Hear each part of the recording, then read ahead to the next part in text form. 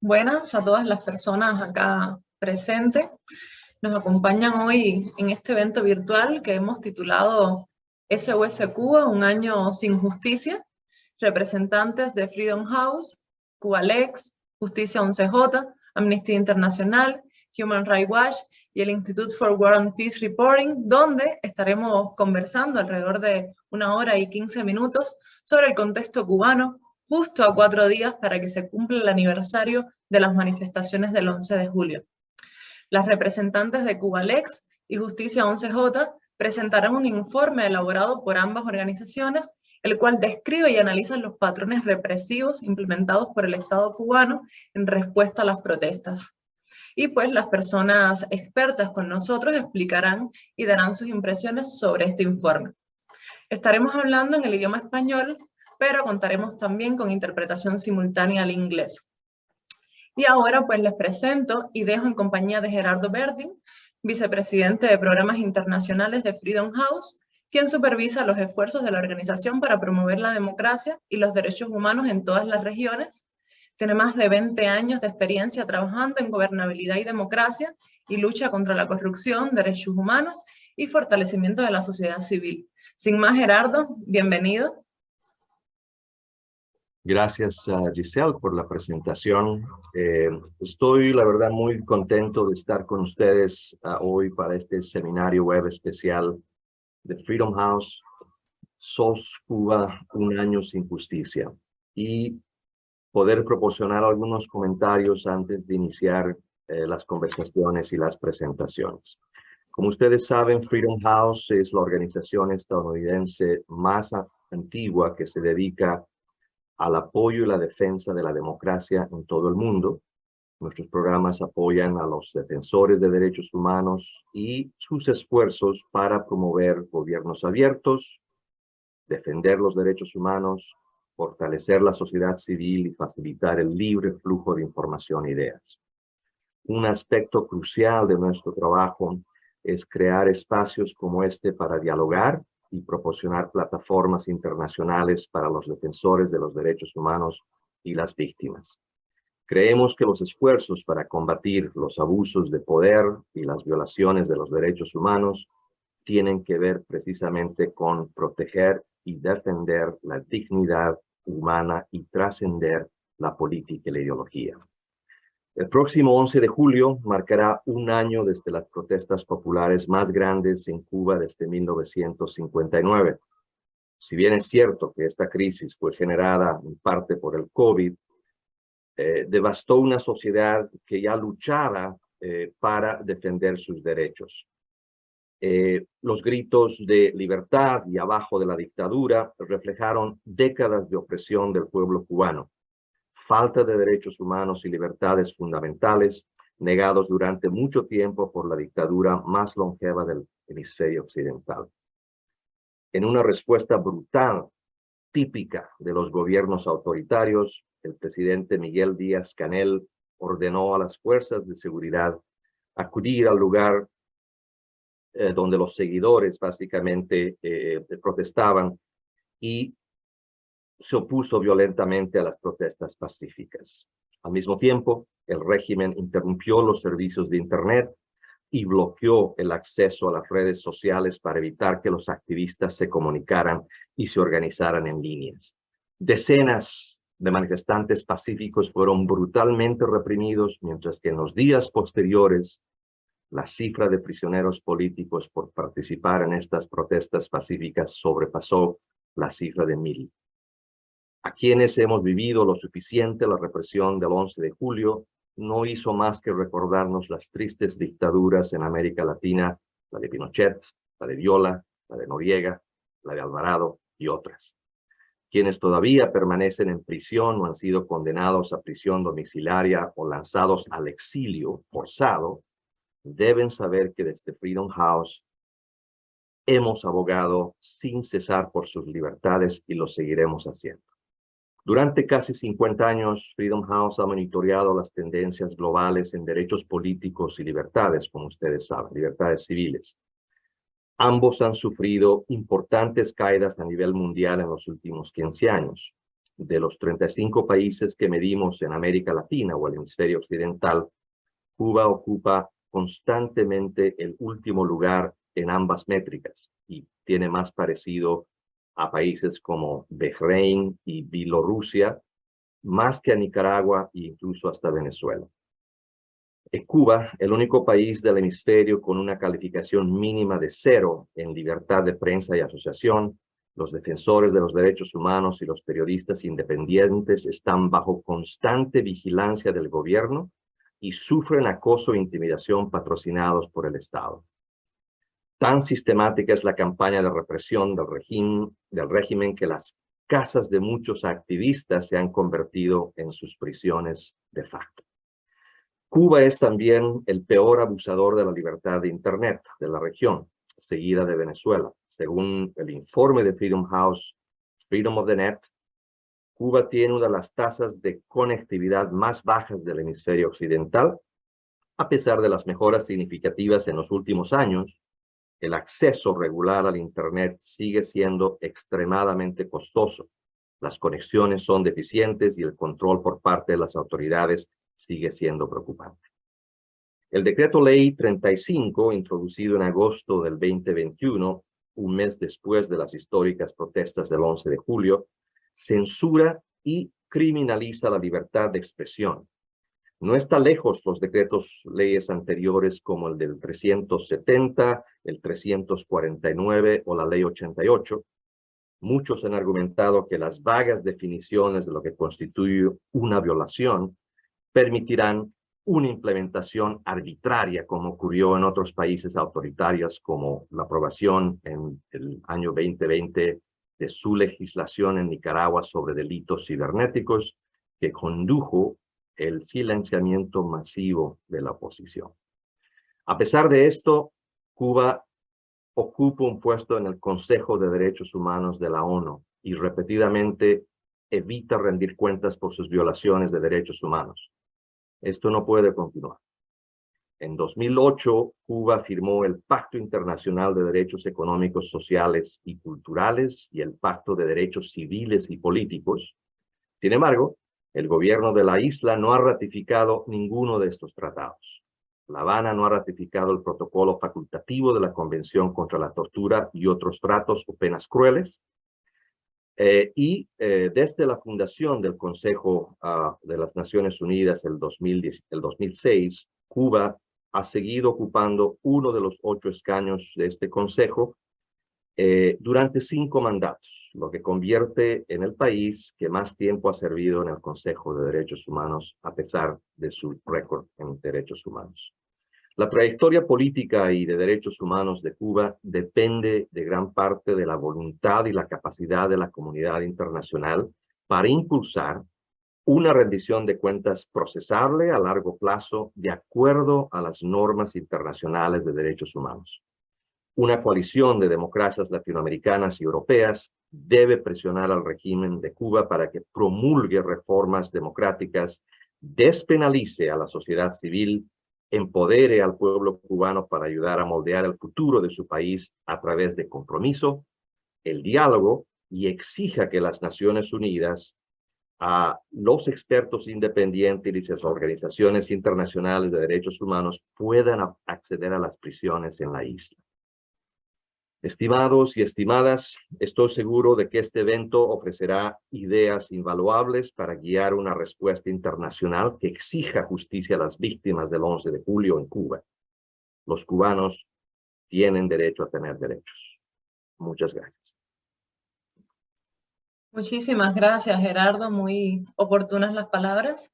Pues ahora vamos a presentar el informe Salomé García, quien es activista por los derechos humanos y la democracia en Cuba, coordinadora y fundadora del Grupo sobre Detenciones por Motivos Políticos, Justicia 11J, desde julio del año pasado. Es columnista y editora de género en Hipermedia Magazine. Es graduada de la Universidad de las Artes ELISA en La Habana y cuenta con estudios de máster en la Universidad Politécnica de Valencia, en España, en conservación de patrimonio. Además, junto con ella va a estar también Larixa Diverset, quien es abogada y máster en Derechos Humanos y Derecho Humanitario de American University. Es activista, pro-democracia, fundadora y además directora ejecutiva de Cubalex, la ONG que brinda asistencia legal a víctimas de violaciones de derechos humanos en Cuba. Las dejo Larixa y Salomé para que hagan la presentación del informe.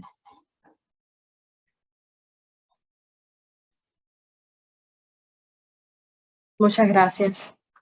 Quiero comenzar reconociendo el valor de los manifestantes y sus familiares que han denunciado desde el primer día y los que siguen denunciando hoy estas violaciones a pesar del acoso y las amenazas del régimen. Sin su voluntad y colaboración, este trabajo no sería posible. También a periodistas y activistas que nos han apoyado en la verificación de información. Es importante señalar que nuestra base de datos está en constante proceso de verificación. Los datos que hoy se presentan corresponden a un corte con fecha del 1 de julio. En los próximos días se estarán actualizando los registros con más de 20 casos que se han levantado y verificado en la última semana. También insistimos en que estas cifras son un subregistro.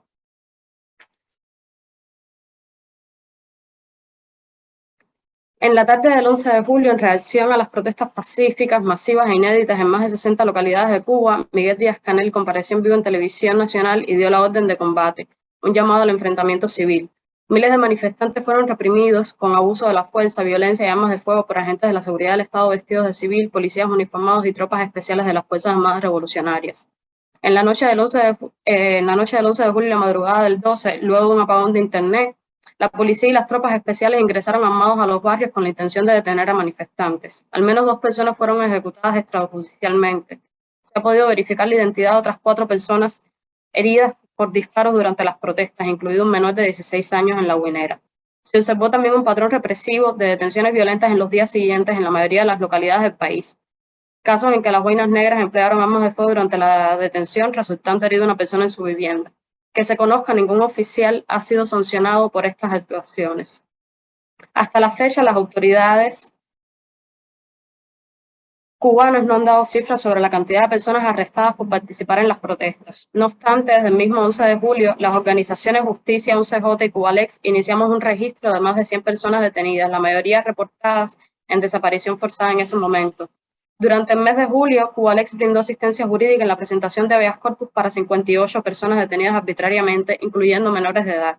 Algunas permanecieron incomunicadas y en paradero desconocidos durante varias semanas, y todos los habeas corpus fueron declarados sin lugar por los distintos tribunales provinciales.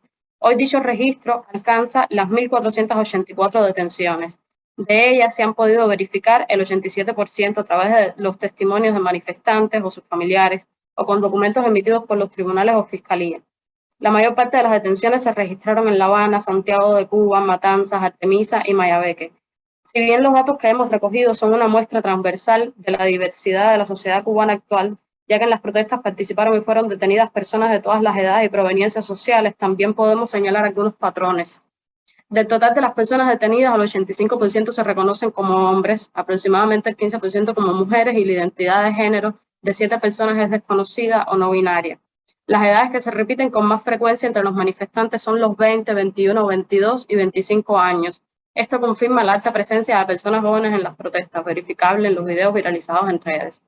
Resultaron detenidas 57 personas entre los 12 y los 17 años, niños según la definición de las Naciones Unidas. De ellas, 5 menores de 16 años continúan bajo la custodia del Ministerio del Interior en las escuelas de formación integral. 27 menores han sido sancionados en juicios sumarios y ordinarios a entre 1 y 19 años de privación de libertad. Solamente una resultó absuelta. En un contexto de presión mediática, social y política por denuncias ante organismos internacionales, el Tribunal Supremo Popular modificó recientemente las sanciones de 8 menores de 18 años en La Habana. Además, fueron detenidas 18 personas de 60 años y más, que han sido sancionadas hasta 20 años de privación de libertad. La profesión de las personas detenidas ha sido de los datos de más difícil comprobación. Solo disponemos de información relativa al 23%. Las más frecuentes son trabajador por cuenta propia, obreros y técnicos, estudiantes y artistas. Se ha identificado que la mayor parte de las personas detenidas, un 93%, no pertenecen a ninguna organización de la sociedad civil o medio de comunicación.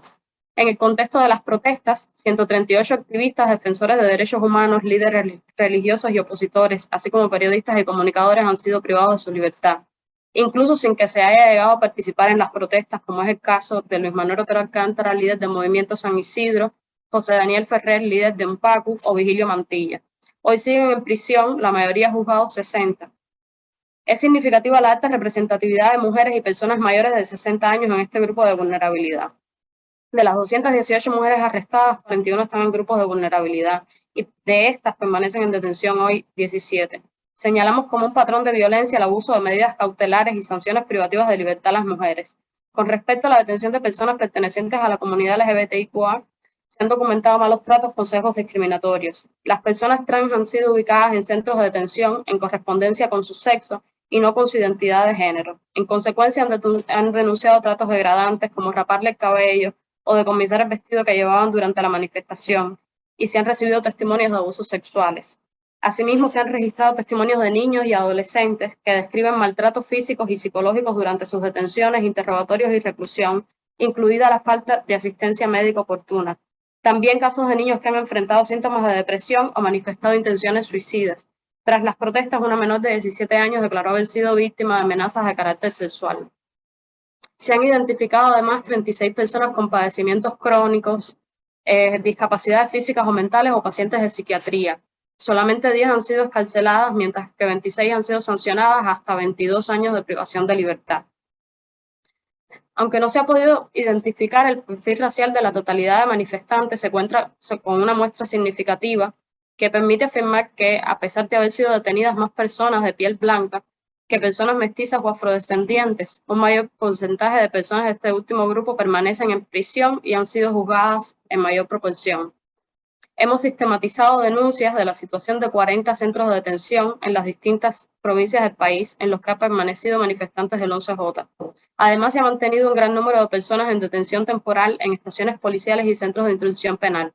Al menos 2 centros de detención se reabrieron específicamente para acomodar el gran número de manifestantes detenidos durante y después de las protestas. En la prisión de jóvenes del Potorro y la prisión del SIDA se denunciaron golpizas y otros tratos crueles y degradantes, condiciones de insalubridad por abandono e incluso un derrumbe parcial. Una parte poco representativa del total de personas detenidas fue excarcelada sin cargos y otra también pequeña resultó sobreseída. Por el contrario, un amplio número de personas fue sancionada con multas y la mayor parte ha sido juzgada o espera hacerlo. Se ha reportado que después de meses, al menos 2 personas le han sido revocadas sanciones administrativas para tomar medidas de mayor rigor como privación de libertad. Hemos podido identificar que la mayoría de las personas han esperado juicio bajo medida cautelar de prisión provisional.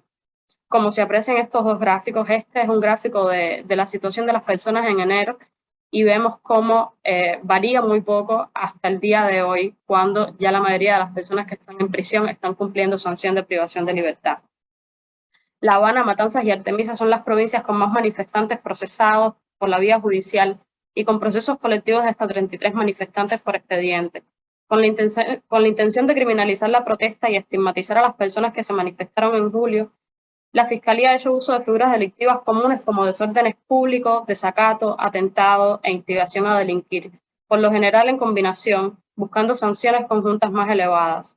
Entre los delitos imputados, los de más rigor son los delitos contra la seguridad del Estado, con un carácter eminentemente político. Activistas, periodistas y opositores han sido en su mayoría procesados por delitos comunes. Sin embargo, aunque no se han identificado menores de 18 años con vinculación al activismo, la mayoría de las personas juzgadas entre 16 y 18 años han sido acusadas de delitos contra la seguridad del Estado como sedición y sabotaje. Doy paso ahora a Larissa Diversen para que explique un poco mejor los patrones de judicialización de la protesta.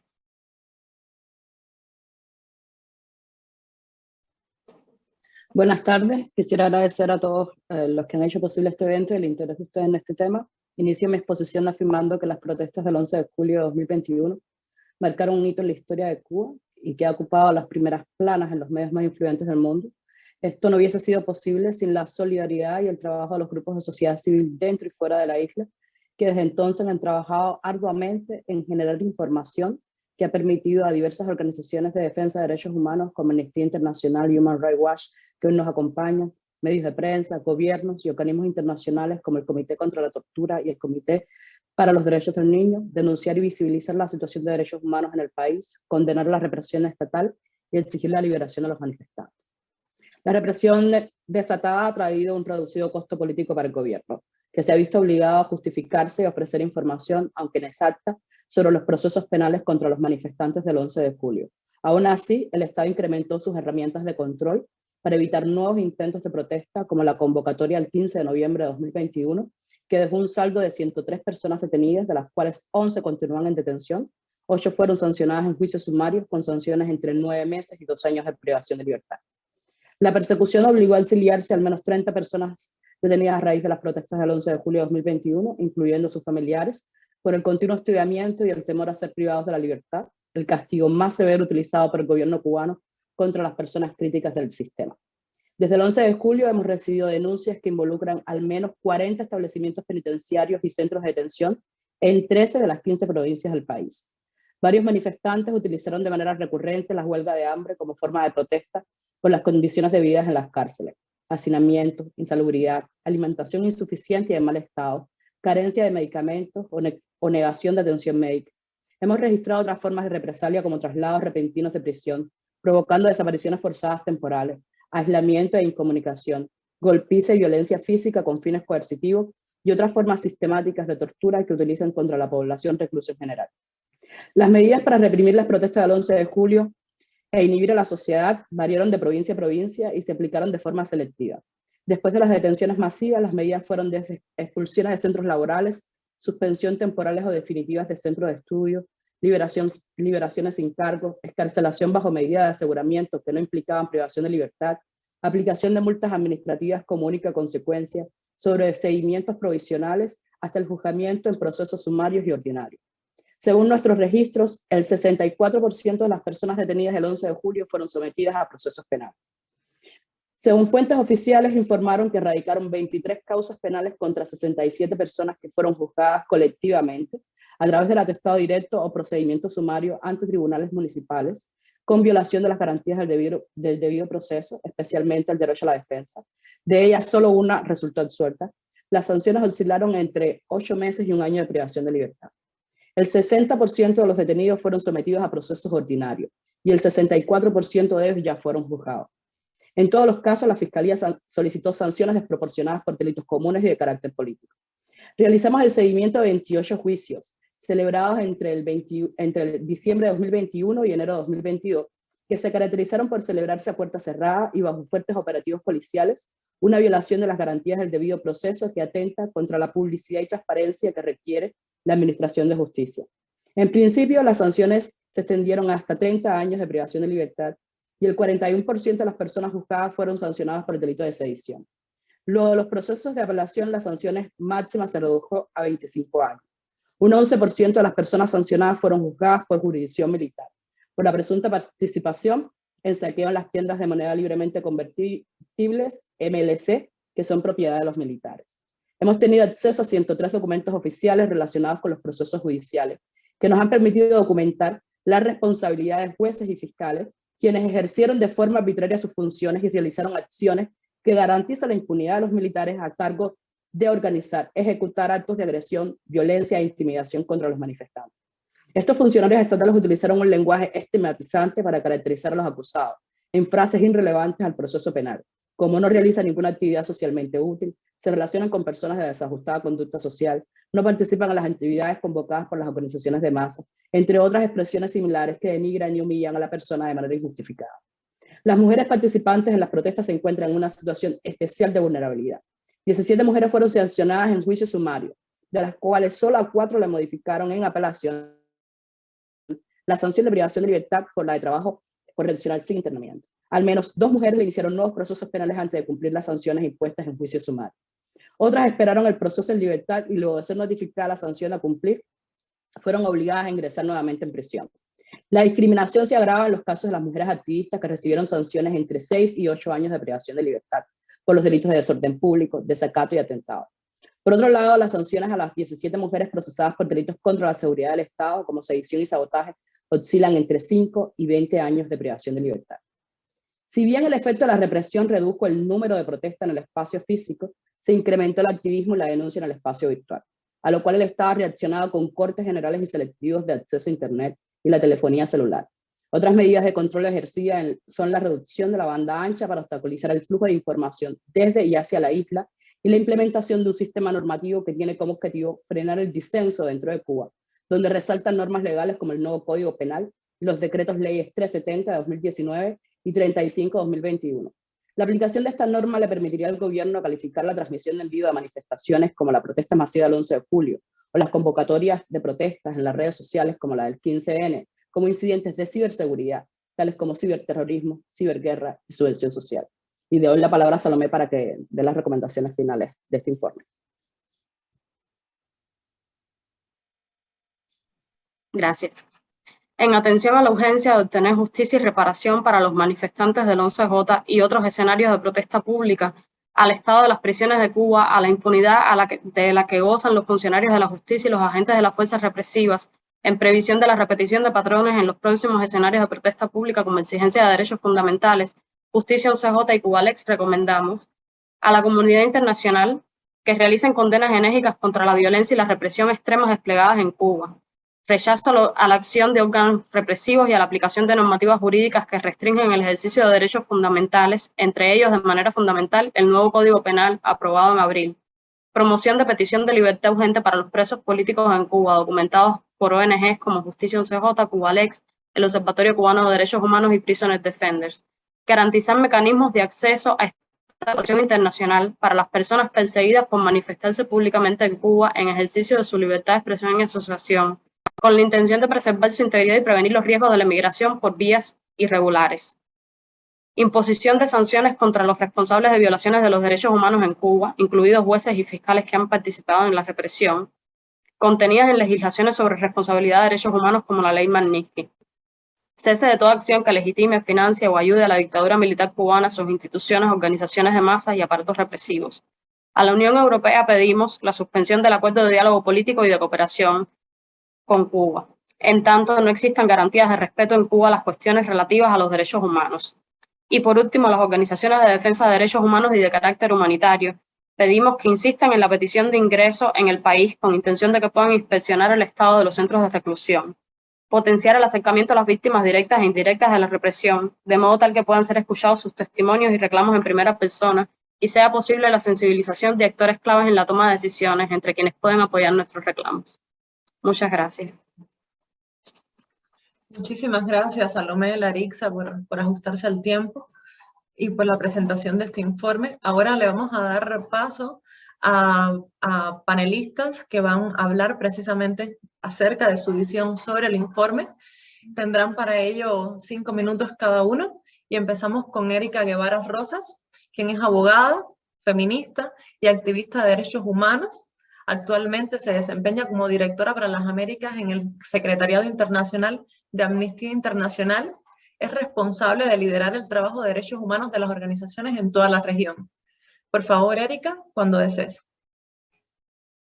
Muchas gracias, Giselle, y ante nada, muchísimas gracias a Justicia 11J y a Cubalex por este informe, que lamentablemente es un reflejo más, un ejemplo más de las graves violaciones a los derechos humanos que hoy día se cometen en Cuba. Muchísimas gracias por ser un referente, por la valentía de todo el trabajo. Particularmente quiero saludar a Larixa y a Salomé por su liderazgo. Sin lugar a duda, el cambio en Cuba va a estar de mano de mujeres, como podemos ver. Y bueno, me complace mucho también compartir con Alessandra, con Juan, con Gerardo, este espacio también de acompañamiento a la presentación de este informe, Un año sin justicia, patrones de violencia contra manifestantes del 11J, producido por Justicia 11J y Cubalex, y de que ya hemos escuchado los principales hallazgos y recomendaciones en la voz de Larixa y Salomé.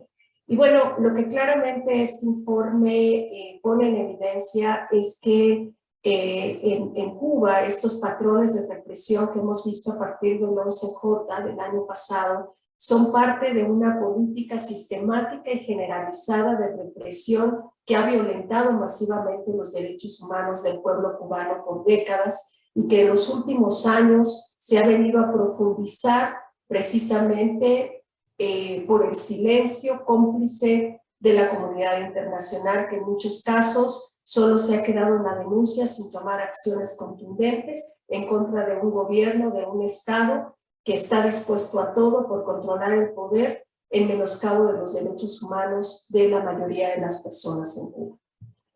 Cuando Amnistía Internacional se crea en 1961, la organización escribió una carta a la Embajada de Cuba en Londres para expresar su preocupación por la situación de una persona presa de conciencia que en aquel momento ya la organización registraba. Desde entonces, Amnistía Internacional ha identificado a miles de casos de personas detenidas injustamente de forma arbitraria en Cuba, exclusivamente por ejercer de forma pacífica su derecho a la libertad de expresión, de reunión pacífica y exigir la rendición de cuentas y el ejercicio fundamental de derechos humanos en el país. En la década de los 90, las autoridades cubanas empezaron a abandonar el uso mayoritariamente de la detención prolongada para empezar a definir un patrón de conducta represiva que eran las detenciones breves pero muy frecuentes de personas que levantaban la voz, críticas, personas defensoras de los derechos humanos o aquellas personas que valientemente se dedicaban al activismo político en un intento organizativo por desmantelar la estructura monolítica que existe en el aparato estatal cubano. Durante los últimos años hemos visto cómo la persecución de figuras prominentes del activismo, de la defensa de derechos humanos, se ha extendido a la mayoría de la población. Lo que se experimentó el 11 de julio del año pasado, del 2021, fue un cúmulo del hartazgo social de personas atrapadas en una red de múltiples formas de represión, que va desde la represión más violenta y visible, que es la represión a toda forma de libertad de expresión a través de la defensa de derechos, del arte, del activismo político, a la represión del día a día de las personas en sus centros laborales, en los centros educativos, de las personas que intentan acceder a través del internet a diferentes fuentes de información. En fin, la represión de la vida y la criminalización de cualquier acto que atente contra las políticas de un gobierno que violenta masivamente los derechos humanos. Así que este informe que recoge estos patrones de violencia, no solo contra las personas que valientemente se tomaron las calles el 11 de julio, sino también de movimientos de protesta espontáneo que vimos en los meses anteriores a las protestas del 11 de julio, de personas que se tomaban las calles en lugares como Regla o otros barrios marginalizados de Cuba, en donde reclamaban el ejercicio de derechos o simplemente salían a las calles a defender a activistas, artistas, a personas defensoras de los derechos humanos y periodistas que en intentos de ser detenidos por las autoridades de manera arbitraria, pues contaban con la protección de la propia población. El informe rescata los patrones que desde muchos años, muchas organizaciones de derechos humanos cubanas y quienes nos hemos comprometido a acompañarles en solidaridad y acción, hemos venido documentando. No solo se trata de detenciones arbitrarias que violentan gravemente el debido proceso y las garantías de un juicio justo, sino que son detenciones arbitrarias que buscan servir como ejemplo a la población cubana para silenciarle y para castigar cualquier forma de exigencia en materia de derechos humanos. Nos unimos a los llamados de Cubalex y Justicia OCJ, a los llamados a la comunidad internacional para doblegar los esfuerzos no solo diplomáticos, sino a través de los mecanismos regionales e internacionales para que se logre la liberación incondicional e inmediata de todas las personas presas por ejercer derechos, que además se permita el acceso y el escrutinio internacional de organismos y organizaciones que acompañan la lucha por la defensa de los derechos humanos y que se ponga fin de una vez a la represión sistemática de toda forma de libertad de expresión y reunión pacífica en Cuba. Muchas gracias. Muchas gracias, Erika. Y ahora pues le damos la palabra a Juan Papier, quien es investigador senior para las Américas en Human Rights Watch, donde trabaja en varios países de la región con un enfoque especial precisamente en Cuba y además en Colombia. Ha investigado y escrito informes sobre abusos relacionados con conflictos armados, represión contra manifestantes y ataques al Estado de Derecho, entre otros temas. Bienvenido, Juan, adelante. Muchas gracias, Giselle, y muchas gracias a los organizadores de este panel. Es para mí un gusto estar aquí. y quisiera destacar especialmente el trabajo de Cubalex y Justicia 11J y personalmente el de Laritza y Salomé. Creo que hacen un trabajo extraordinario y que si no fuera por ellas y su trabajo tan perseverante y a la vez tan minucioso y atento, nosotros, pero la comunidad internacional en general, sabríamos muchísimo menos sobre la gravísima represión que ocurre en Cuba todos los días y que ha ocurrido de forma brutal y sistemática contra los manifestantes del 11J. Creo que toda la comunidad internacional que está atenta y preocupada, aquellos que lo están, que no son todos, pero aquellos que lo están por la situación en Cuba, le deben mucho a Laritza y a Salomé y quiero destacar especialmente sus esfuerzos y su trabajo. En particular, este informe que presentan hoy es una excelente radiografía sobre la represión que existe en Cuba, probablemente el trabajo más exhaustivo que haya al respecto, y deja en claro este informe que hoy Cuba está frente a lo que a todas luces es una grave crisis de derechos humanos. Probablemente, en la opinión de Human Rights Watch, uno de los peores momentos de derechos humanos en Cuba en las últimas décadas. En primer lugar, por la brutal represión que hemos visto y que Salomé y Laritza han explicado en mucho detalle, pero también por la falta absoluta de interés por parte del régimen cubano para abordar las causas subyacentes que llevaron a los cubanos a las calles, la falta de libertades y de derechos, y también el acceso limitado a alimentos y a medicamentos. Esta represión y esta falta de interés por abordar estas cuestiones fundamentales de derechos humanos han causado una crisis que hoy genera un aumento dramático en el número de personas que huyen del país. Estamos al borde de una crisis migratoria con aumentos en la cantidad de cubanos que están siendo, por ejemplo, detenidos en la frontera sur de los Estados Unidos, cifras que han aumentado de 1.700 entre enero, 1.700 cubanos entre enero y mayo del año pasado, a más de 110.000 este año. Del mismo modo, la cantidad de cubanos interceptados en el mar está tocando cifras récord que no habíamos visto en los últimos 5 años. Esto tiene que ser una alerta para la comunidad internacional de la grave situación de deterioro de los derechos humanos que se está viviendo en Cuba y que Salomé y Laritza y este informe han denunciado de forma clara y creo que muy detallada. Al mismo tiempo, lo que vemos es que el régimen cubano profundiza su represión y está tomando medidas para desmantelar el limitado y poquísimo espacio cívico que existía en Cuba y que permitió precisamente que este tipo de protestas se pudieran organizar y existieran.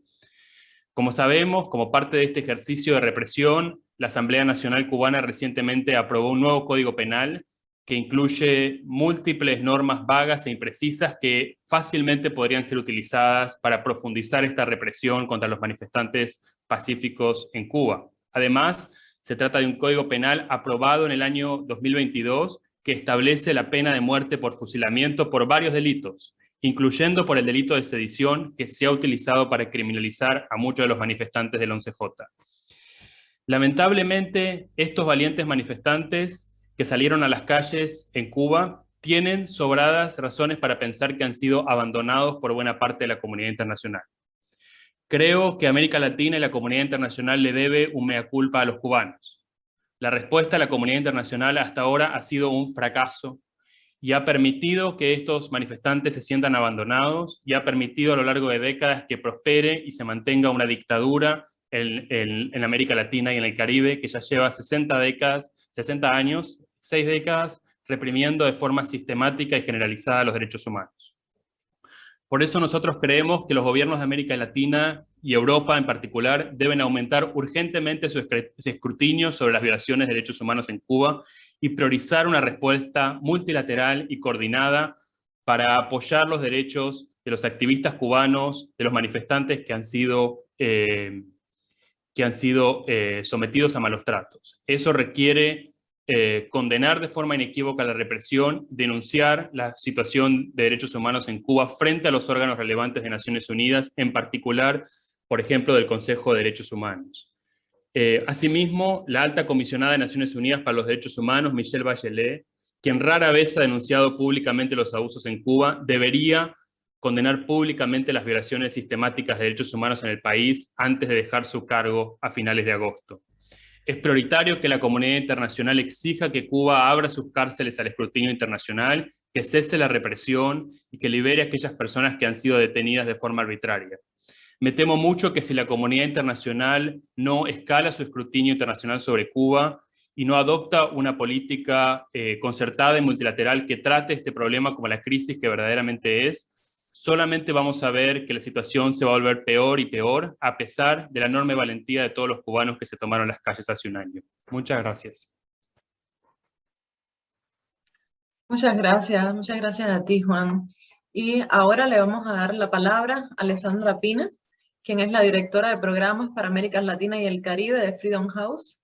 Y está capacitada como administradora de programas sobre gobernabilidad democrática, compromiso cívico, fortalecimiento de los derechos humanos y las libertades fundamentales en América Latina, y además supervisa al personal regional, y esto tiene sede en Washington. Adelante, Alessandra. Muchísimas gracias, Giselle. Es un placer estar con todos ustedes. Muchas gracias, Salomé y Laritza, por todo su inmenso trabajo. Gracias a todo el equipo de Justicia 11J y Cubalex. Sabemos que hay muchísimo trabajo detrás de estos números, detrás de estos análisis. Y sin estas datas, sin toda esta información, es muy difícil poder denunciar lo que está pasando dentro de la isla. Entonces, muchísimas gracias por todo su trabajo y su valentía y la de todo el equipo que ustedes tienen. Muchísimas gracias a Erika y a Juan. Es un placer estar con ustedes y quiero subrayar que nuestras intervenciones van a estar completamente en línea.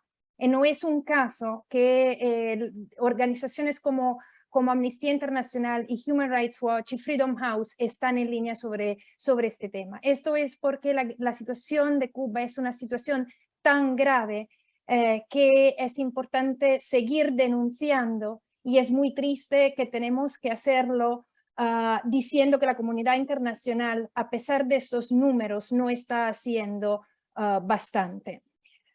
Creo que el informe habla claro. El gobierno cubano ha creado una máquina de represión a lo largo de los 60 años, pero el último año ha marcado la perfección de este sistema, de esta máquina, pasando de una represión selectiva a una represión generalizada. Lo que veíamos en las últimas décadas son sobre todo detenciones arbitrarias de disidentes según la práctica de las puertas giratorias, donde el número de las personas que permanecían en la cárcel se mantenía constante, pero las personas víctimas de las detenciones arbitrarias eran muy altas. Asistimos a secuestros express que estaban finalizados a no permitir acciones concretas que podían ser iniciativas dentro de las islas o viajes de disidentes fuera del país. Actos de repudios donde la población cubana estaba llamada a hacer estos actos en frente a las casas de los disidentes. Vigilancia continua. Pero lo que estamos viendo desde el último año es algo distinto, donde la represión selectiva que permanece ha sido acompañada de una represión generalizada. Antes del 11 de julio, entonces el 10 de julio, había solamente solamente entre comillas, pero 200 presos políticos. En un día, el gobierno cubano ha detenido arbitrariamente más de 1.400 personas, como este informe está documentando. Entre ellas menores, personas mayores, personas con enfermedades crónicas. Entonces, esta represión generalizada, en esta represión generalizada, esta ola, no importaba cuál era su función, sino solamente expresar disenso. Y las víctimas no son solamente estas 1.400 personas, sino todas sus familias. Los familiares de las personas detenidas fueron víctimas de acoso, de represión durante lo largo de la detención de sus familiares. Además, las condenas han sido de largos años de prisiones, como escuchamos, hasta 30 años. Esto no se veía desde la Primavera Negra del 2003. Entonces, el efecto intimidatorio de estas condenas y de estos números tan altos es increíble. Por eso las víctimas, como dijimos, no son solamente las 1.400 y plus detenciones arbitrarias, sino sus familias y sino todo lo que estaban viendo y asistiendo a todo eso. Por eso es muy difícil que vamos a ver otro 11 de julio este año, porque el efecto intimidatorio de un año de represión ha sido imponente. Después, lo que quiero decir es que la represión selectiva también está siguiendo. La sociedad civil cubana en un año ha sido de verdad neutralizada. La mayoría de los defensores de los derechos humanos se encuentran detenidos o se encuentran en su casa forzado porque hay patrullas de las policías enfrente de las puertas, en exilio forzado, y también ahora con los casos de Ana Meli y de Ana Mel Ramos y de Omar Ruiz Urquiola, estamos viendo que le están impidiendo de volver a la isla y siguen entonces en un limbo en países donde no tienen ciudadanía, porque la única ciudadanía que tienen es la ciudadanía cubana. Además, es una represión legalizada donde se adoptaron leyes nuevas como el decreto 349, 370, decreto 35 para criminalizar el disenso. Entonces, para concluir, el llamado es que la comunidad internacional y sobre todo las democracias de este continente y también de la Europa aumenten el costo político para el gobierno cubano en seguir con esta represión, porque hasta este momento este costo ha sido cero. Una de las cosas que notamos es que a veces hay dobles estándares. Nicaragua y Venezuela, y es una cosa muy buena, pueden contar en comisiones de expertos, en grupos de expertos que están haciendo documentación y monitoreo de la situación en estos países. Cuba ni tiene una declaración pública contundente del Consejo de Derechos Humanos, y hoy en día el hermano de Omar, Ariel Urquiola, se encuentra enfrente del Consejo de los Derechos Humanos en huelga de hambre de sed. Aquí tenemos una oportunidad por mostrar un apoyo concreto por parte de la comunidad internacional. Gracias. Gracias a ti, Alessandra. Bien, pues ahora convido a toda la audiencia a que haga preguntas. Hay acá en el chat, quienes están conectados por acá por el Zoom, hay una opción debajo que tiene como un simbolito de mensajería, que es la opción de preguntas y respuestas, Q&A. Entonces, allí pudieran dejar sus preguntas. Mientras tanto, pues vamos a ir haciendo algunas preguntas a cada una y cada uno de ustedes. Empezaría por Salomé. Te voy a hacer 3 preguntitas. La primera, que si le puedes explicar a la audiencia dónde encontrar este informe que ustedes acaban de presentar. La segunda sería que nos des tu criterio acerca de qué nos ha enseñado los sucesos del 11 de julio a la sociedad civil cubana. Y la tercera, ¿qué le recomendarías precisamente tú a la sociedad civil que está dentro de Cuba, teniendo en cuenta esa pérdida del miedo que todos vimos a partir del día 11 de julio, pero también el dolor por el que están atravesando las madres y familiares de esos manifestantes derivados de las respuestas penales que ha dado el Estado cubano? Serían las 3 preguntas. Gracias, Giselle. Bueno, en primer lugar, tanto la base de datos que nosotras llevamos en conjunto con Cubalex desde el 11 de julio, como el informe se pueden encontrar ahora en nuestra página web justicia11j.org. También mantenemos el listado que empezamos el 11 de julio, que lo empezamos como un Google Sheets, una cosa muy rudimentaria, por supuesto, porque era precisamente, como estaban comentando, un esfuerzo de un grupo de personas de la sociedad civil, periodistas, activistas o sencillamente ciudadanas que estamos preocupadas por la situación que estábamos viendo. Y bueno, hemos ido trabajando para poder definir filtros que nos permitan exponer estos resultados que hemos comentado hoy, que demuestran, como bien decían, bueno, tanto Erika como Alessandra como Juan, de que la represión se ha expandido a la población civil en general, de que han sido afectadas sobre todo las personas jóvenes, de que la intención es no solo intimidar a las personas jóvenes, forzarlas a que se exilien, porque la intención es aplastar toda intención de cambio, pero también la intención es callar a sus familiares, mantener pues intimidadas a las personas mayores, personas que tienen otra formación, que tienen otra forma de ver la vida, que quizás estaban cegadas ante los abusos que cometía el régimen y están abriendo los ojos al vivir la represión en carne propia o ver lo que están haciendo con sus familiares y pues precisamente mantenerlos en la inacción. Yo creo que ha sido un año de muchísimo aprendizaje para la sociedad civil. Nosotros hemos estado, nuestro grupo ha estado también muy afectado por estas nuevas legislaciones, por el acoso de la seguridad del Estado. Varios integrantes de nuestro grupo han tenido que dejar de trabajar con nosotras, por lo tanto, bueno, se hacen los esfuerzos más difíciles también. Por eso insistimos mucho en la necesidad del apoyo de la comunidad internacional, porque muchas personas se siguen teniendo que exiliar. Y en esta situación de exiliados, de migrantes irregulares, en la mayoría de las ocasiones, las personas ni siquiera pueden seguir dedicándose a su trabajo de defensa de derechos humanos o a su activismo, porque tienen que empezar en condiciones muy precarias en países donde no conocen, donde no saben cómo pues, sostenerse siquiera.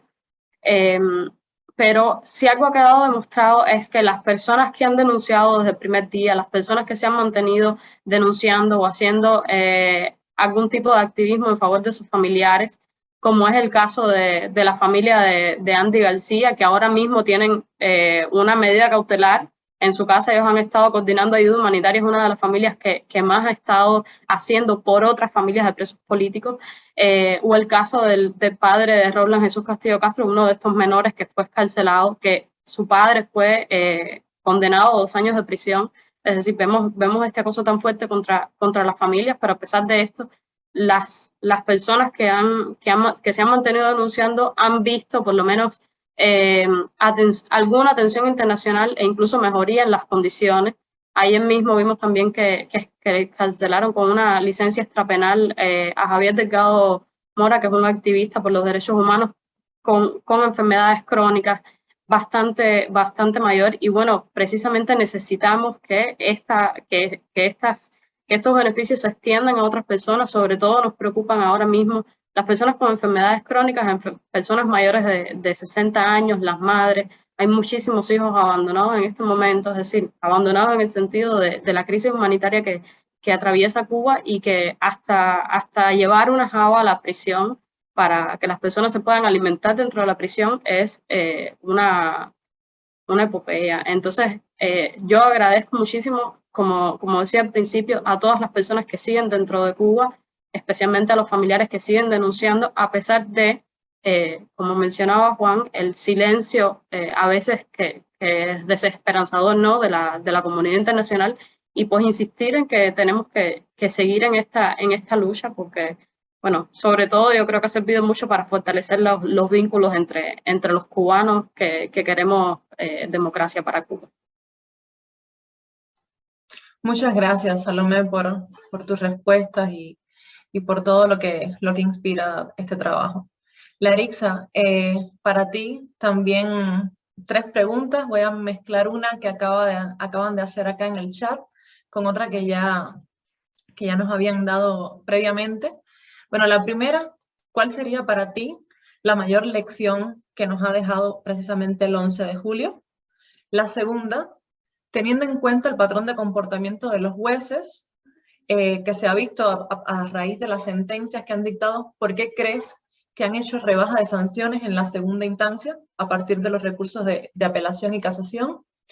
Y la pregunta que hace ahora José Arias es, ¿cuál es el rol de algunos países latinoamericanos que tienen negocios con Cuba y por eso ignoran las violaciones de los derechos humanos? Y esto le unimos que, además de la Unión Europea y Estados Unidos, ¿qué otros países crees que puedan hacer una presión al gobierno cubano para que liberen a los presos políticos? Creo que te voy a preguntar de nuevo porque al final creo que ya nos recuerdo la primera pregunta. Las lecciones aprendidas el 11 de julio, ¿verdad?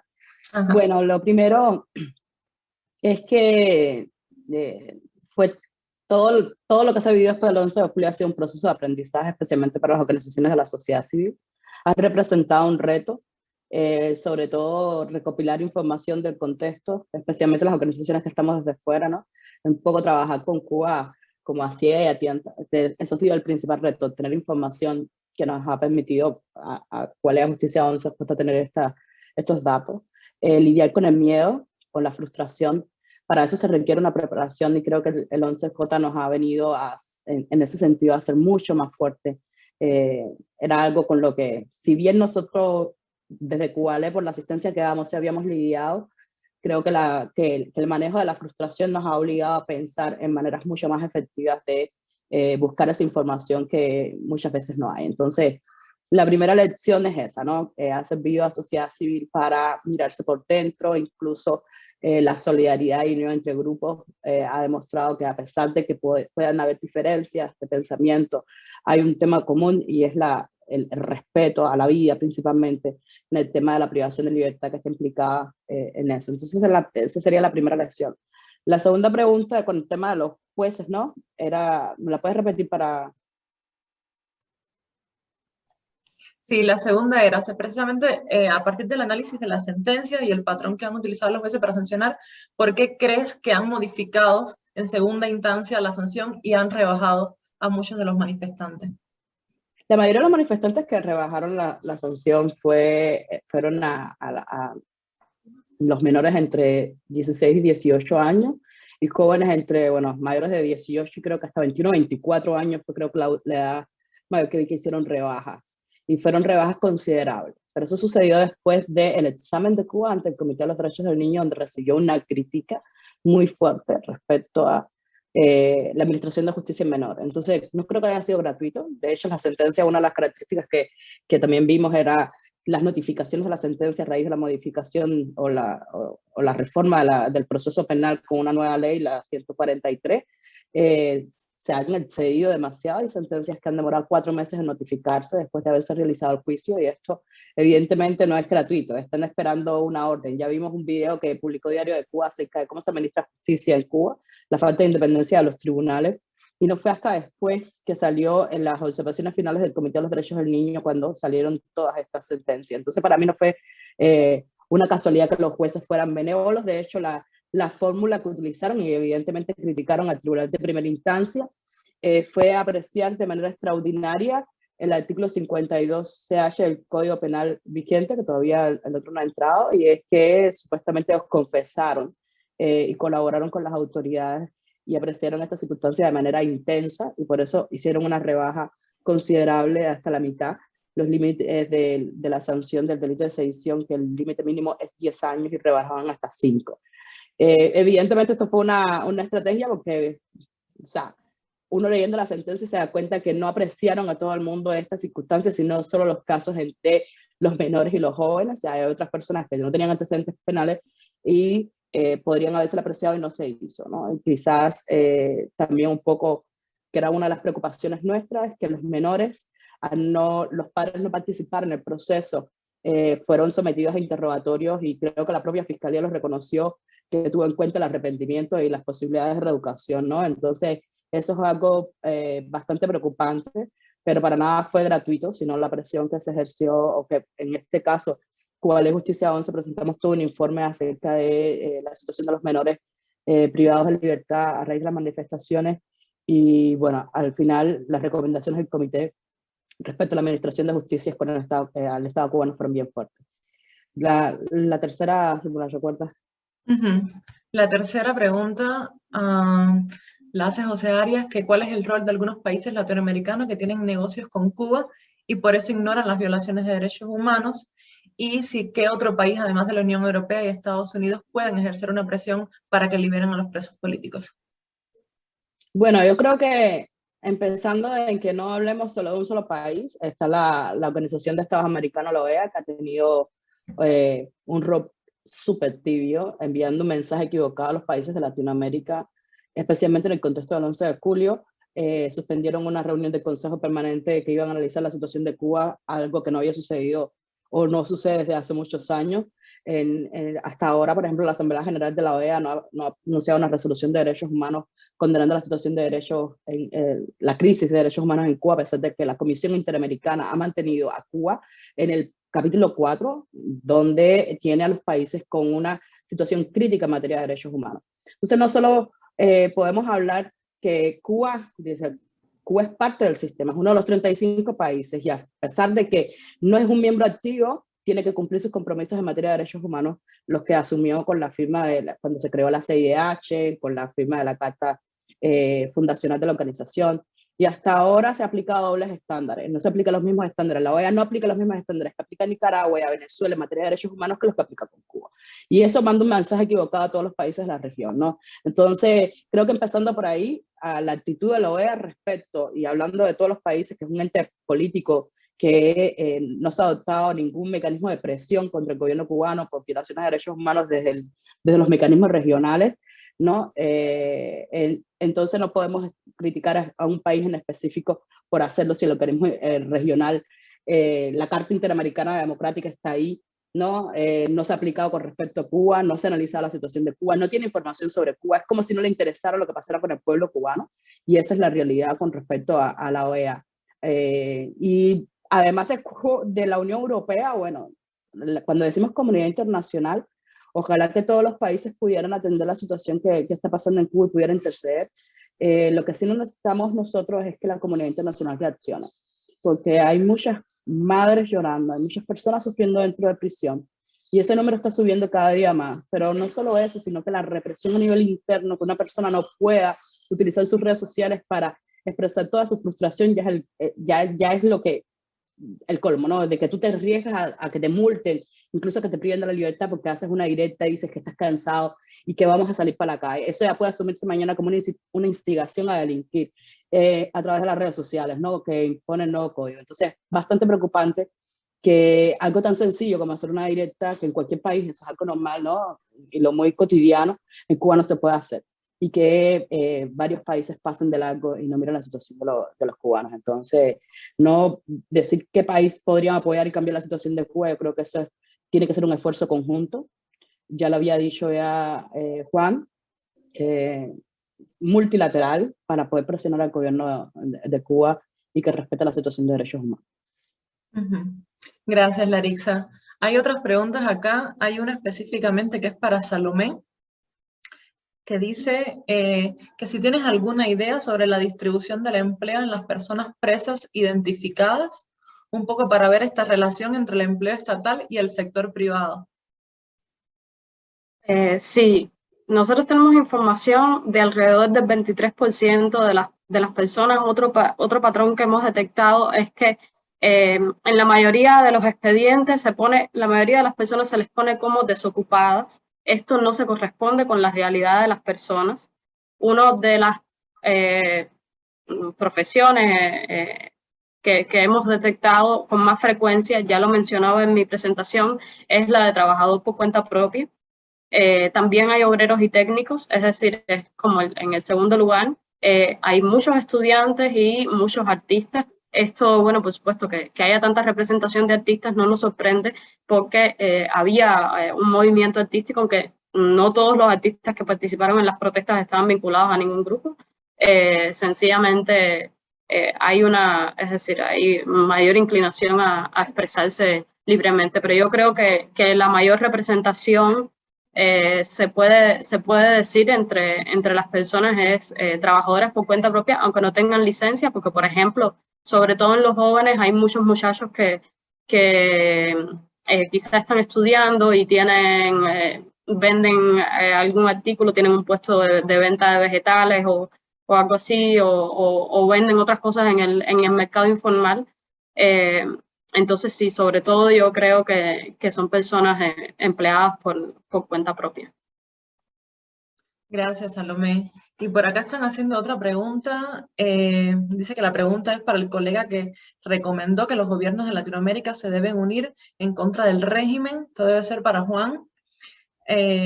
Estos llamados para mayores esfuerzos por otros países sería a través de IACHR o la OAS, o de qué manera serían las más factibles. Segundo, se sabe que el régimen tiene una huella alta en la ONU. ¿Qué se puede hacer para corregir la desinformación? Debe ser que vemos salir de la prensa del régimen cuya le permite al régimen mantener relaciones positivas en estos lugares. Muy bien. Lo primero que necesitamos es que varios gobiernos de América Latina abandonen su silencio y dejen de ver al régimen cubano como una supuesta víctima del imperialismo y lo empiecen a ver como lo que es, como un régimen represor que viola sistemáticamente los derechos humanos. Y aquí tenemos ejemplos paradigmáticos de gobiernos que siguen con esta posición arcaica, como son, por ejemplo, México y Argentina. Necesitamos que esos gobiernos empiecen a entender la realidad en Cuba y a alzar su voz. Ahora, las plataformas para lograr un esfuerzo multilateral pueden ser muchas. Puede ser en el contexto de la OEA, se puede crear un grupo nuevo entre aquellos países que estén preocupados por la situación en Cuba, como eventualmente se creó un grupo de Lima para tratar la situación en Venezuela. No estoy diciendo que con las mismas ideas que el grupo de Lima, pero es posible hacer ese esfuerzo si hubiera una preocupación seria y genuina por el sufrimiento y la pobre situación de derechos humanos en Cuba. En definitiva, no es un problema en este momento de falta de mecanismos, sino es un problema de falta de interés y de una visión arcaica sobre lo que pasa en Cuba, quizás con la excepción notable del presidente de Chile, Gabriel Boric, que creo que ha adoptado una posición extraordinaria de crítica al régimen cubano, de decir claramente que en Cuba hay personas que están privadas de la libertad por pensar distinto, y creo que esa es una posición muy valiosa, sobre todo viniendo de alguien de la izquierda, que hay que destacar. En cuanto a Naciones Unidas, el régimen cubano ha logrado frenar las críticas en Naciones Unidas porque sus diplomáticos trabajan intensamente para ello. Por eso se han hecho nombrar varias veces en el Consejo de Derechos Humanos, por eso participan activamente en las discusiones para frenar el escrutinio sobre Cuba, hacen lobby constantemente. Lo que necesitamos es que haya países que estén dispuestos a enfrentar ese lobby y hacer la misma cantidad de esfuerzos o más para que la situación de derechos humanos en Cuba sea condenada por las Naciones Unidas. El tratamiento que ha tenido el Consejo de Derechos Humanos sobre Cuba es completamente inconsistente con la gravedad de la situación. La gravedad de la situación exige que Cuba sea parte de la agenda del Consejo de Derechos Humanos. Tristemente, eso no ocurre hoy porque tenemos una alta comisionada de Naciones Unidas que no se pronuncia sobre la situación en Cuba, y porque los países no están dispuestos a hacer los esfuerzos diplomáticos que son necesarios para empezar a plantear esta situación y para ponerla en la agenda del Consejo de Derechos Humanos de forma urgente.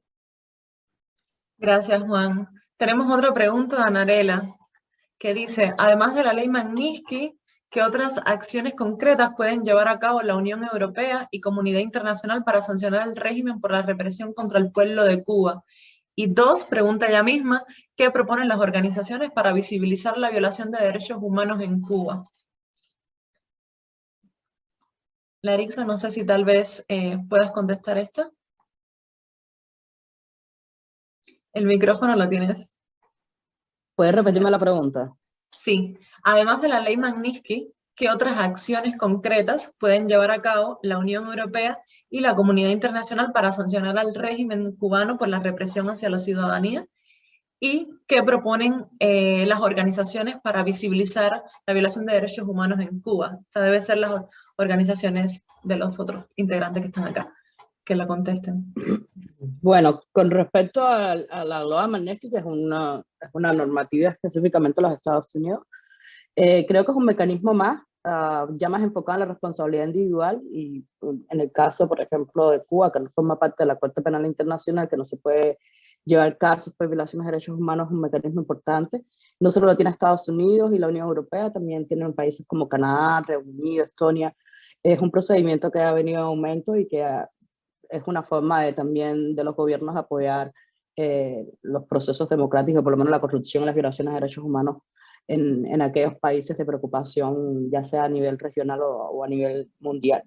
Entonces, ¿qué otros mecanismos hasta ahora? Bueno, tenemos los mecanismos que ya hemos mencionado, los que están ante el sistema interamericano, tanto ante la Organización de Estados Americanos como la Comisión Interamericana de Derechos Humanos, que tiene sus procedimientos específicos para denunciar violaciones de derechos humanos, y a nivel internacional, Naciones Unidas, mecanismos convencionales que hemos venido utilizando oportunamente para denunciar la situación de los manifestantes ante el Comité contra la Tortura, por un ejemplo, que presentamos informe también en una coalición de organizaciones, y ante el Comité de los Derechos del Niño. O sea, cada vez que hay una oportunidad de participar en un evento, próximamente va a ser el examen periódico universal del Estado cubano, el tercero. Esto es una oportunidad para que las organizaciones de la sociedad civil también hagan un poco de incidencia en aquellos países que puedan participar. Entonces hay que estar pendiente de dónde está, cuál es esa oportunidad. Yo sé que uno de los problemas que tenemos desde sociedad civil, especialmente los que están dentro de Cuba, es la falta de acceso a información, que hay falta de conocimientos o recursos a dónde informarse a nivel interno, que requieren y depende de las organizaciones que estamos fuera para poder apoyarlas en eso. Pero sería seguir presionando. Lo que queda es que no descansemos, ¿no? Sigamos y continuemos. Ya hay un año, pero bueno, mientras haya personas privadas de libertad hay que seguir. Esa sería lo que diría. Y creo que habían dos preguntas, Giselle. Disculpa que te haga repetir tanto las preguntas, pero de verdad que se me va. Sí. Ya habías contestado a la primera, Larissa, y la segunda también. ¿Ya contestaste las dos? Entonces, o sea, está todo bien. Sí, entonces, Alessandra, veo que tienes la mano levantada, puedes hablar, y luego que termines voy a hacer las dos últimas preguntas para que si pudieran contestar de manera breve, que en aras del tiempo ya tenemos que ir cerrando este evento. Entonces, Alessandra. Gracias, Giselle. Muy brevemente, quiero resaltar la importancia del acuerdo de diálogo y cooperación que la Unión Europea tiene con Cuba. Desafortunadamente, Cuba sigue siendo una excepción en el sentido que la cláusula democrática siempre ha sido muy importante en todos los acuerdos de la Unión Europea y era parte del acuerdo del 97 con Cuba. Desafortunadamente, la cláusula democrática ya no existe en este acuerdo, pero sí por lo menos hay una cláusula que testimonia la importancia del diálogo sobre los derechos humanos. Entonces, por lo menos pedimos a la Unión Europea y a todos los estados parte de la Unión Europea de hacer valer esta cláusula del acuerdo y además de invitar a la sociedad civil independiente cuando hay las mesas de diálogo con la sociedad civil cubana, porque lo que está pasando en este momento es que estos espacios están abiertos solamente a la sociedad civil que el gobierno de Cuba reconoce como tal. Entonces, la mayoría de la sociedad civil, los que están empeñados en las calles todos los días, no tienen acceso. Esto es algo que quería puntualizar. Y además necesitan terminar de ver Cuba desde un punto de vista ideológico. Necesitamos reportar las reflexiones sobre los derechos humanos y las violaciones graves que estamos documentando todos los días. Gracias, Alessandra. Larissa, una última pregunta para ti. Están haciendo por acá en el chat. Es más de impacto. Dicen por acá que hablabas de frustración, pero ¿qué otros impactos encuentran ustedes al hacer este activismo y defensa de los derechos humanos?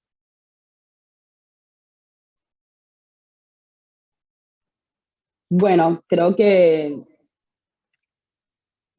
siento un eco.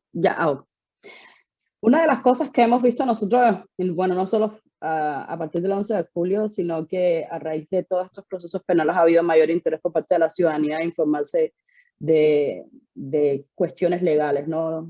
¿Qué es cómo son las detenciones, cuáles son sus derechos que tiene? Creo que esto ha sido uno de los impactos positivos que hemos visto, mayor interés por conocer cuáles son sus derechos, mayor preocupación por estos procesos penales, especialmente con el rol que han tenido los abogados de objeto colectivo con respecto a la familia, de recomendaciones contradictorias a lo que se ha pedido. Entonces, este ha sido otro de los procesos que hemos visto positivos, ¿no? Y a pesar de toda la represión, de todo este efecto ejemplarizante, inhibitorio, todos los mensajes que mandaba el gobierno, hemos visto y notado que la denuncia en redes sociales no finaliza, todo lo contrario, aumenta. Que a pesar de todos esos miedos, las personas siguen utilizando, a falta de mecanismos que funcionan a nivel interno, por supuesto, dentro no pueden resolver sus problemas. Y hablaba de desahogo y la frustración a través de redes sociales, pues cada día son más las personas que utilizan las redes sociales y se nota, primero que el miedo desaparece, o si está ahí es el que lo impulsa a hacer esto ante la desesperación que se está viviendo, y especialmente las mujeres, las madres que están sufriendo, tanto la crisis económica, energética, alimentaria, todo el efecto de la inflación con la tarea de ordenamiento, todas las políticas frustradas que ha llevado el gobierno, pero también esa necesidad de expresión, ¿no? Creo que eso ha sido todo uno de los efectos positivos que no solo, yo no considero que haya sido a partir del 11 de julio que se dio, creo que venía desde antes. Ya fuimos viendo cuando la pandemia, cómo empezaron a utilizarse las redes sociales para exponer la violencia policial, cómo el movimiento San Isidro también utilizó las redes sociales para transmitir en vivo las directas. Creo que Internet ha sido fundamental en eso, para crear ese mecanismo o esa otra vía de expresión que antes los cubanos no tenían, ¿no? Eso ha sido otro de los efectos positivos, ¿no? Después del 11, antes y después del 11 de julio, lo que el 11 de julio tuvo un mucho mayor impacto. Muchísimas gracias, Larixa. Erika, una pregunta para ti. Bueno, serían como dos en una. Primero, ¿por qué Amnistía Internacional habla de presos de conciencia y no de presos políticos? Y segundo, el año pasado, Amnistía Internacional nombró a 6 personas como presos de conciencia en Cuba.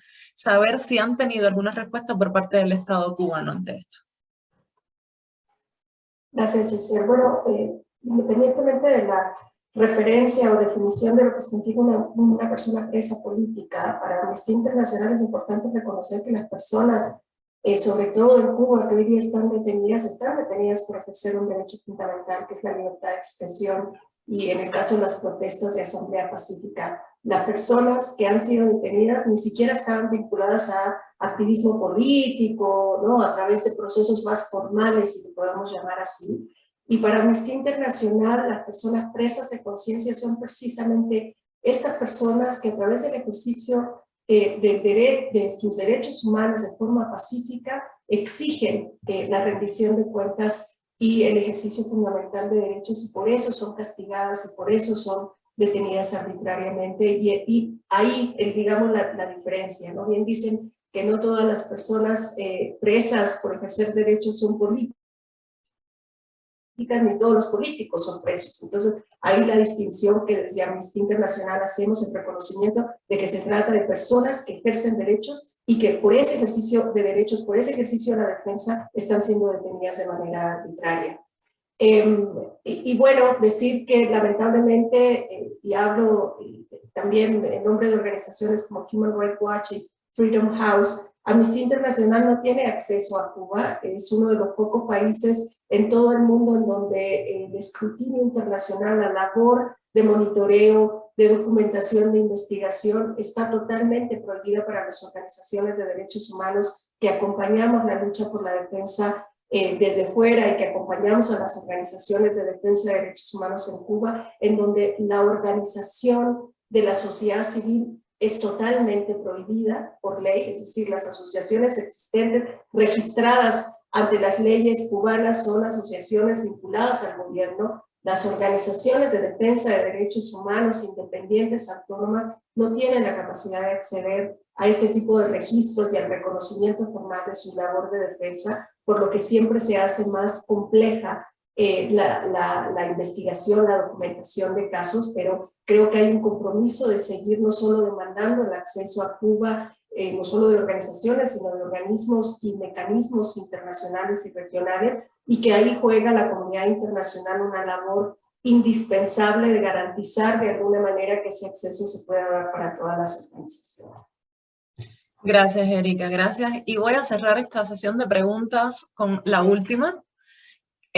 Para Juan y para Alessandra, dice, en el caso de Freedom House y Human Rights Watch, en su experiencia de los últimos años, ¿qué se ha logrado mediante la presión internacional para otros casos parecidos al caso cubano, como Bielorrusia, Irán, Turquía, países que tienen similares tácticas represivas contra el activismo de la sociedad civil?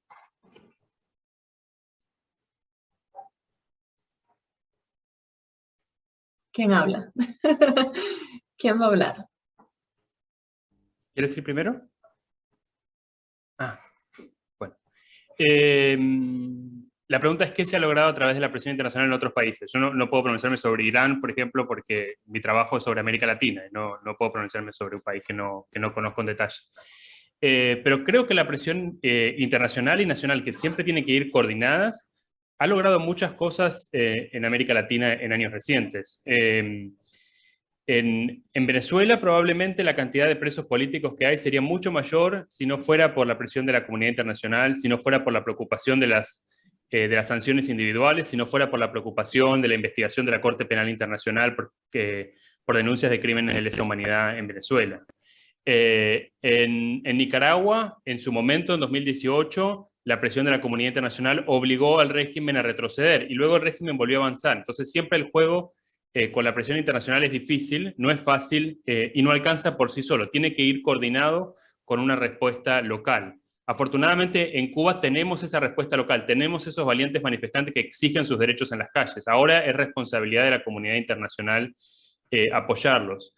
Pero además de estos casos concretos tenemos varios casos en el continente en los cuales la respuesta coordinada de la comunidad internacional y de los locales ha funcionado. En Ecuador, los manifestantes en su momento ayudaron a que termine el gobierno autoritario de Rafael Correa y no logre reelegirse y consolidar un régimen autoritario como iba en su camino. En Colombia, en el otro espectro político, las instituciones democráticas y la preocupación de la ciudadanía impidió que Álvaro Uribe se siguiera reeligiendo en el gobierno y lograra debilitar aún más las instituciones democráticas. Hay varios ejemplos en la región donde el esfuerzo de la comunidad internacional ha permitido preservar las instituciones en los países que son democráticos, y en los países que son autoritarios ha forzado las liberaciones de algunos presos políticos y por lo menos iniciar procesos de diálogo, aunque siempre es muy difícil tratar con países autoritarios como es Cuba, porque no hay instituciones locales que permitan poner freno a los abusos que se cometen allí. Para complementar la respuesta de Juan, creo que obviamente los gobiernos autoritarios y dictaduras como la cubana, que tiene más de 6 décadas, es bien difícil, porque la comunidad internacional tiene efecto y eficacia, sobre todo cuando hay ¿cómo se llama? El shame effect, cuando los gobiernos autoritarios quiere por lo menos quedar bien en la comunidad internacional. Por ejemplo, si analizamos la situación en la región, seguramente el régimen de Maduro tiene una responsabilidad diferente a la que vemos con el régimen de Cuba o de Nicaragua. Entonces, por lo menos hay una respuesta ficticia, muchas veces cosméticas, pero por lo menos hay una voluntad mínima. En el caso de Venezuela, por ejemplo, como dijo Juan, se alcanzó mucho porque hay 3 mecanismos internacionales haciendo documentación y monitoreo. En el caso de Nicaragua, ya vemos que la comunidad internacional está haciendo mucho, hay mucho acuerdo entre las democracias, pero sí vemos que el régimen de Ortega no le importa. Y a pesar de todo lo que hay, sigue teniendo el nivel de represiones altos. Pero también lo que estamos viendo, y esto los testimonian los informes anuales de Freedom House, es que los regímenes autoritarios están aumentando. Y no solamente en términos de cantidad, sino de coordinación entre ellos. Y la represión está dentro de los confines de estos regímenes, pero también a nivel transnacional. Entonces, si las democracias no se ponen de acuerdo en mirar la situación en términos holísticos y a nivel global, es bien difícil. Entonces, la comunidad internacional no puede crear cambios, pero sí puede empujar cambios y puede empoderar a las personas que dentro de estos países están poniendo en su vida en riesgo para alcanzar espacios de libertad. Gracias, Alessandra, Juan. Bueno, hemos visto aquí el debate que se ha hecho, ¿no? En relación con los criterios de cada uno de ustedes, donde se ha hecho un llamado a la comunidad internacional, como decía Alessandra, para que empuje, promueva el cambio dentro de Cuba, el llamado a la unión por parte de la sociedad civil, tanto dentro como fuera de Cuba, que crear alianzas para fortalecer y luchar contra un régimen que es dictatorial, el llamado a Michelle Bachelet para que condene al Estado cubano por las prácticas sistemáticas y generalizadas de violaciones de derechos humanos, llamado al escrutinio de las cárceles cubanas, o sea, que la comunidad internacional ponga el ojo en Cuba y deje de romantizarse la idea de la revolución cubana como el paraíso, ¿no? en Latinoamérica, lo cual no es así. Y bueno, pues hemos estado hablando, expuso Laritza de Cubalex, Salomé de Justicia 11J, el informe, donde se abordó en este informe el impacto y la trascendencia que tuvieron las protestas de julio del 2021, y además aquí se profundizó en los factores que provocaron estas protestas, las respuestas represivas por parte del Estado, así como los patrones de comportamientos que fueron identificados, que muestran el incremento de las herramientas de control estatal para evitar otras protestas con un efecto inhibitorio o disuasorio, como lo pudimos ver posteriormente, por ejemplo, en la convocatoria el 15 de noviembre del año pasado. También en el informe se hizo hincapié en la condición de grupos vulnerables como los menores de edad, los adultos mayores, activistas, periodistas, defensores de derechos humanos y las condiciones infrahumanas de las cárceles dentro de Cuba que han llevado a varios manifestantes a hacer huelgas de hambre, las cuales además las condiciones violan las reglas mínimas para el tratamiento de reclusos, llamadas reglas Mandela. Por otro lado, queda registrado que según el último reporte hay alrededor de 1.484 detenciones desde el 11 de julio del 2021, que 701 personas permanecen en detención. Y además es importante resaltar acá que todo este informe que fue elaborado por Cubalex y Justicia 11J fue hecho a través de un análisis interseccional de discriminación en Cuba para poder identificar la violencia de género, la discriminación racial y la discriminación hacia la comunidad LGBTIQIA+, durante la respuesta estatal desde el 11 de julio hasta la actualidad.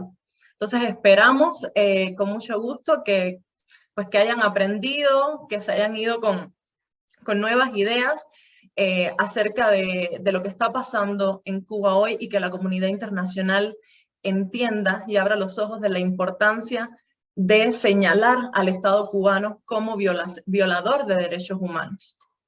Entonces, muchísimas gracias. De esta manera doy por concluido este evento. A mí me gustó muchísimo. Muchas gracias a todos por acompañarnos.